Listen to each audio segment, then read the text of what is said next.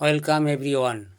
Here the question is express 1 plus 2 sin theta cos theta in perfect square. So first write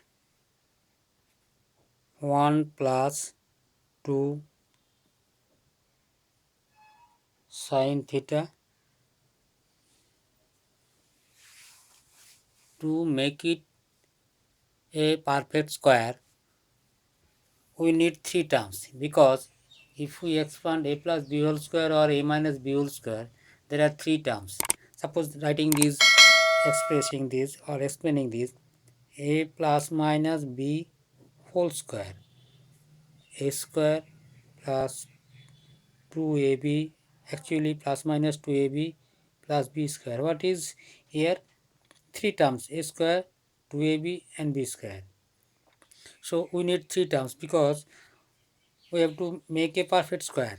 Here what is one term, first term and second term. How we can get three terms? See, from trigonometry ratios chapter, there is a formula, basic formula also, plus cos square theta is equal to 1.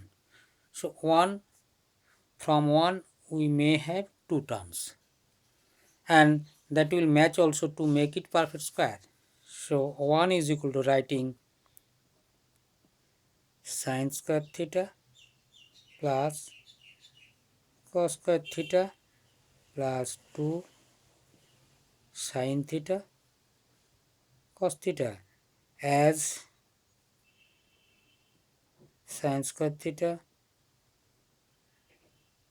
1. So obviously this is sin theta.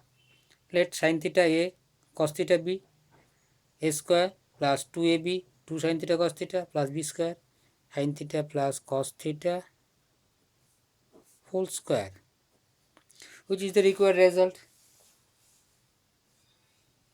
Thank you very much. If you are benefited this video, share your friends.